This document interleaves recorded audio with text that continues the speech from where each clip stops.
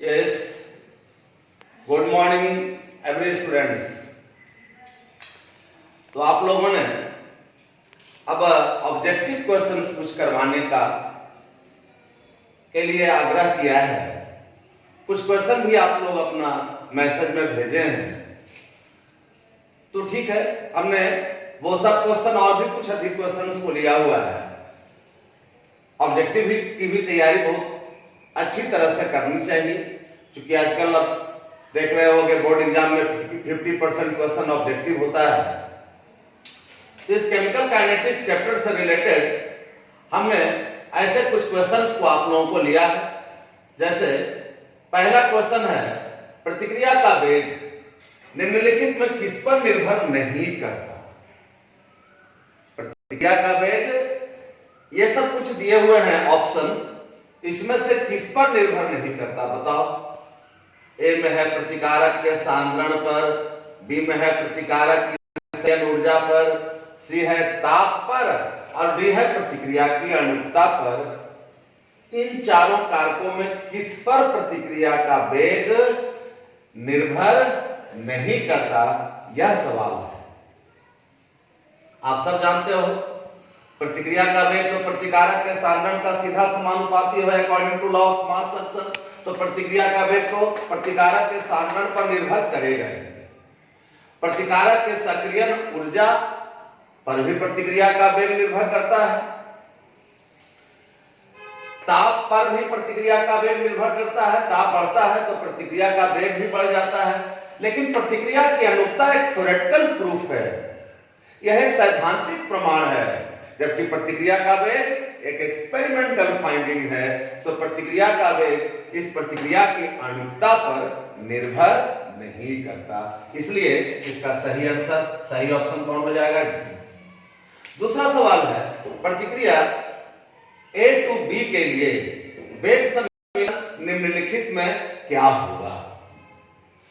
Reactant A से यदि product B बन रहा है तो ऐसी प्रतिक्रिया के लिए वेग समीकरण क्या होगा। वेग समीकरण का निरूपण करने का तरीका आप लोग पहले पढ़ चुके हैं कि प्रतिकारक को लेकर करेंगे तो इकाई समय अंतराल में प्रतिकारक के सांद्रण में होने वाली कमी को प्रतिक्रिया का वेग कहते हैं, और प्रतिफल को लेकर प्रतिक्रिया का वेग का निरूपण करना होगा। तो कैसे करेंगे? इकाई समय अंतराल में प्रतिफल के सांद्रण में होने वाली वृद्धि को प्रतिक्रिया का वेग कहा जाता है। तो इसको लेकर करेंगे तो यह प्रतिक्रिया का वेग का निरूपण माइनस में होगा। यह पहला ऑप्शन है, dA by d into concentration of A by dt, ऐसा होना चाहिए ऑप्शन में यहाँ पर। तो यदि ऐसा भी है तो यह प्लस में है कि dA by dt, तो यह सही आंसर नहीं होगा, क्योंकि प्रतिकारक के सांद्रण में कमी होती है। तो इस वेग का निरूपण में यहाँ पर माइनस साइन होना चाहिए था। इसको लेकर करते तो प्लस साइन होना चाहिए था। ऑप्शन बी में dB by dt है, लेकिन माइनस साइन में है जो गलत है। इसको लेकर प्लस साइन में होना चाहिए, यह भी सही ऑप्शन नहीं है। लेकिन सी सही ऑप्शन है। यह है minus d into concentration of A by dt, यानी समय अंतराल के बढ़ते जाने पर प्रतिकारक का सांद्रण घटता है। यह माइनस साइन से प्रतिक्रिया के वेग का निरूपण यहाँ पर किया गया है। यह सही ऑप्शन है। डी भी ऑप्शन नहीं है, इसमें ए बी कोई प्रोडक्ट नहीं है और न तो कोई रिएक्टेंट है। तो इसका सही ऑप्शन हो गया सी। अगला सवाल है, किसी प्रतिक्रिया का वेग निम्नलिखित प्रकार से व्यक्त होता है। वेग बराबर k into concentration of A to the power 2 into concentration of B। इस प्रतिक्रिया की कोटि क्या होगी? ऑप्शन भी दिया हुआ है, A2, B3, C1, D0। कौन सही ऑप्शन है? ध्यान देना है, प्रतिक्रिया का वेग इस समीकरण से व्यक्त किया गया है। इस प्रतिक्रिया की कोटि बतानी है तो आप लोग जानते हैं ऑर्डर ऑफ रिएक्शन, प्रतिक्रिया की कोटि की परिभाषा ही होती है, वेग समीकरण में प्रयुक्त सांद्रण पदों के घातों इंडिसेस पावर्स के योगफल को प्रतिक्रिया की कोटि कहते हैं। तो इस वेग समीकरण में concentration of A to the power 2 into concentration of B means to say concentration of B to the power 1 है। तो इस प्रतिक्रिया की कोटि इन घातों का योगफल 2 + 1 बराबर कितना हो जाएगा? 3 हो जाएगा। इसलिए इसका सही ऑप्शन बी होगा। बी इसका सही आंसर होगा। अगला सवाल है, यदि समीकरण ऐसा एक समीकरण है, वेग बराबर k into concentration of A into concentration of B to the power 2, इसमें A का सांद्रण स्थिर रखकर B का सांद्रण तिगुना कर दिया जाए तो वेग क्या हो जाता है? A का सांद्रण स्थिर रखकर B का सांद्रण तिगुना किया जाएगा तो वेग क्या हो जाएगा? 3 स्क्वायर हो जाएगा। क्योंकि A का सांद्रण अस्थिर है, B का सांद्रण तिगुना किया जा रहा है तो प्रतिक्रिया का वेग बराबर 3 स्क्वायर यानी 3 या 9 गुना बढ़ जाता है। प्रतिक्रिया का वेग 9 गुना हो जाता है। तो इसका यह ऑप्शन था दुगुना, तिगुना, 4 गुना, 9 गुना। इसमें सही आंसर कौन हो गया? 9 गुना। अगला सवाल है, प्रतिक्रिया प्रथम कोटि की अभिक्रिया के वेग स्थिरांक की इकाई होती है।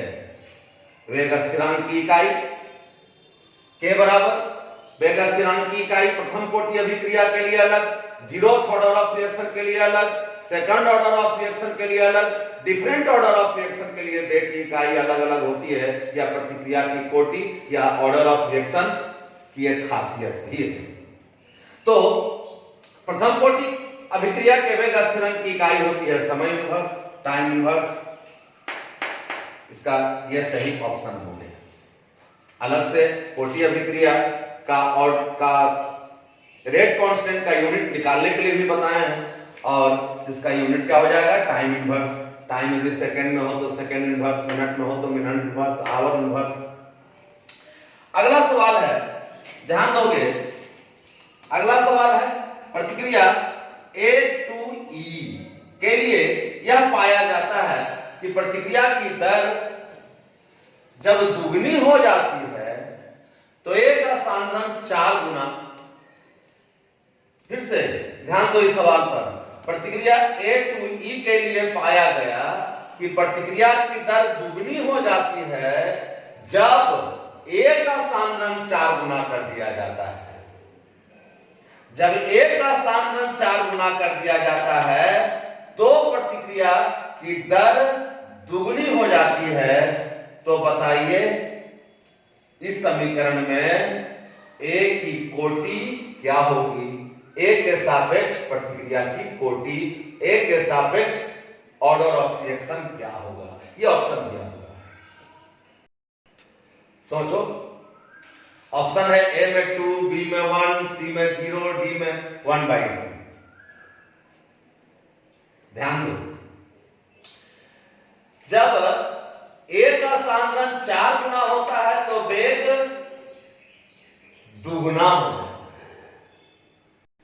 जब A का सांद्रण 4 गुना कर दिया जाता है तो प्रतिक्रिया की दर दुगनी हो जाती है। तो इसके लिए वेग समीकरण कैसे लिखेंगे? थोड़ा ध्यान दें।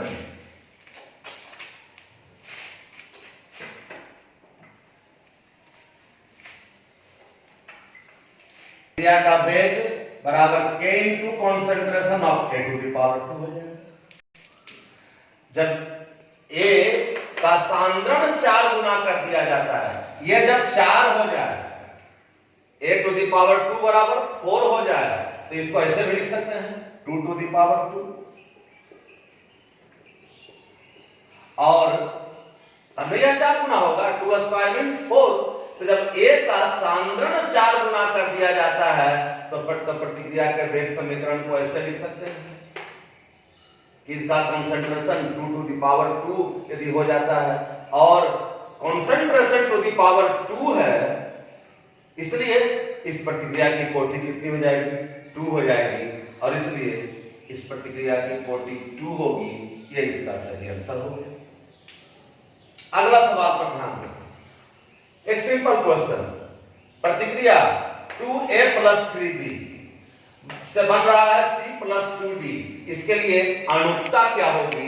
मॉलिक्यूलरिटी ऑफ रिएक्शन क्या होगा? और प्रतिक्रिया की अनुपता के बारे में जानते हो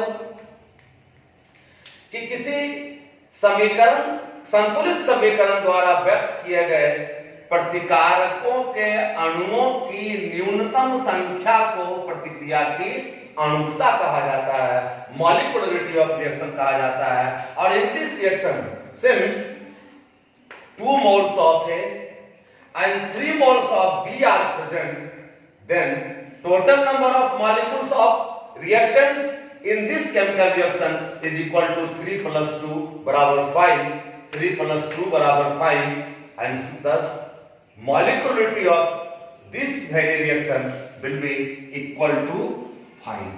तो इसका सही ऑप्शन कौन हो गया? 5।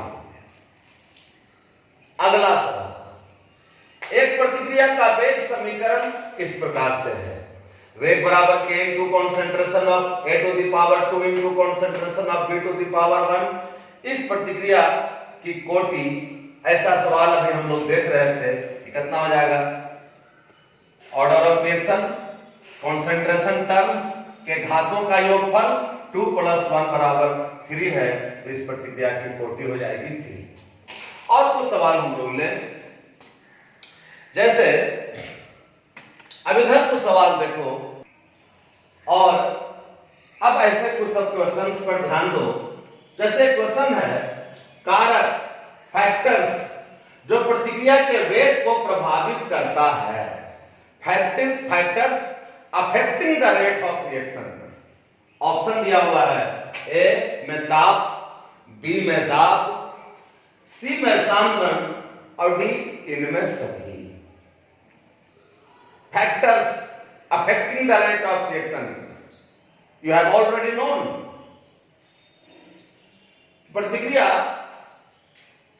का कोई भी प्रतिक्रिया है, उसका वेग ताप पर निर्भर करता ही है।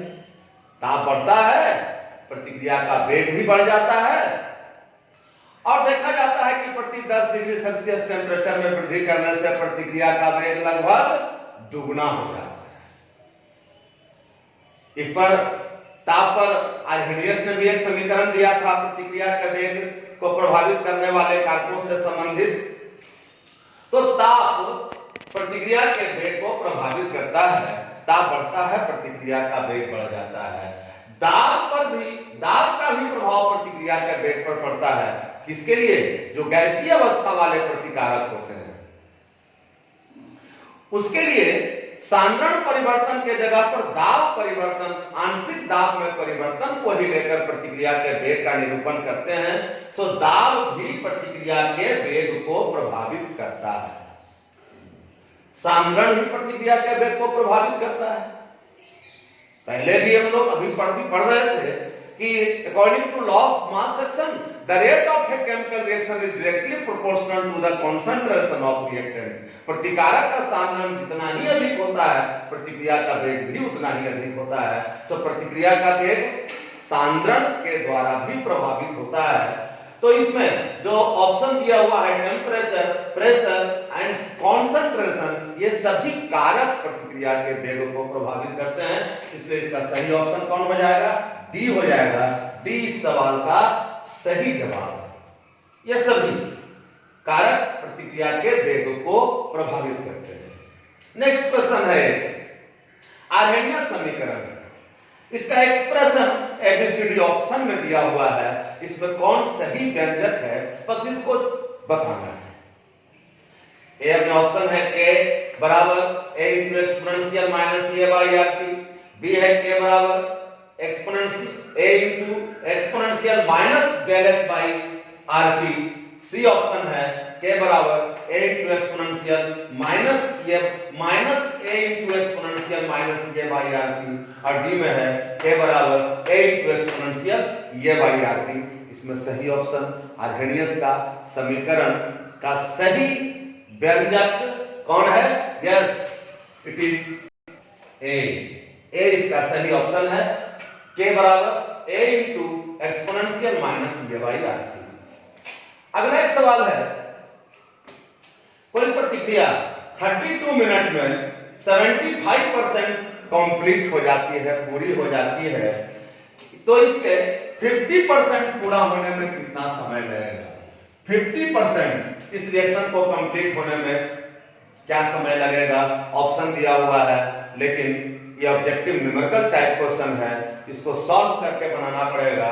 कभी कभी ऐसा question very short answer type question के रूप में भी रहता है, तो इसका सॉल्यूशन कैसे करेंगे, ध्यान देना।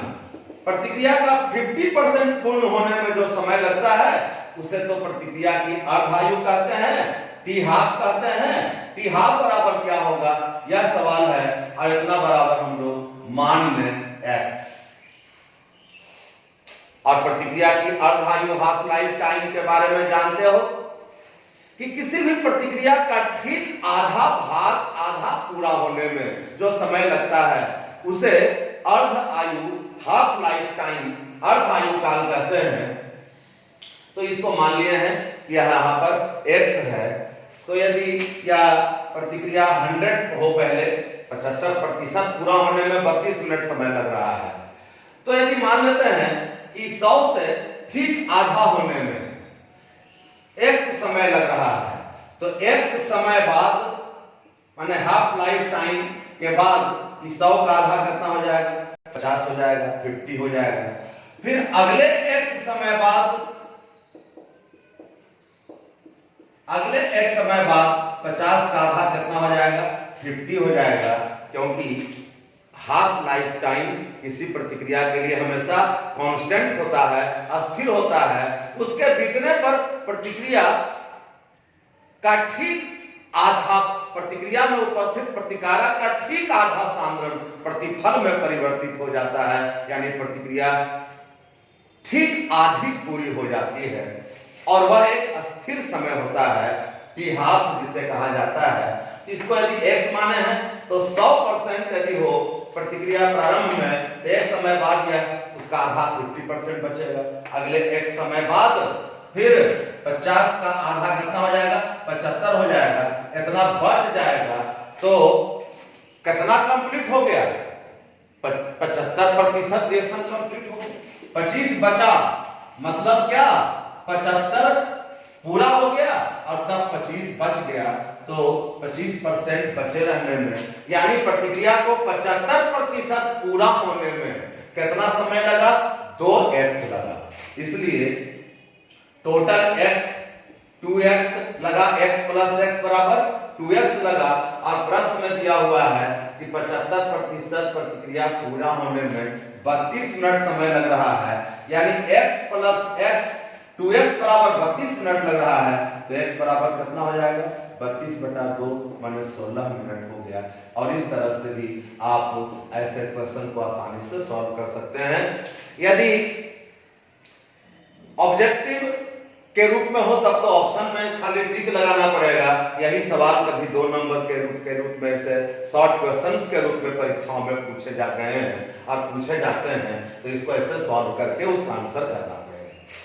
अगला सवाल है, जल में H2 gas plus Cl2 gas sunlight के प्रेजेंस में प्रतिक्रिया करके 2HCl बनाता है, और इस प्रतिक्रिया की कोटि क्या है, you know this reaction is of 0th order of reaction। विकिरण सनलाइट के प्रेजेंस में H2 और Cl2 की प्रतिक्रिया होती है, लेकिन इस प्रतिक्रिया में प्रतिकारक का सांद्रण परिवर्तन शून्य होता है।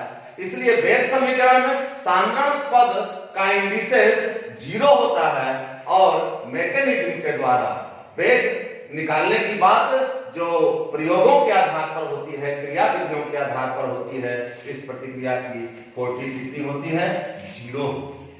जबकि अनुता एक मोल इसका अनुता 2 हो जाएगी, लेकिन ऑर्डर ऑफ रिएक्शन इसका 0 होता है।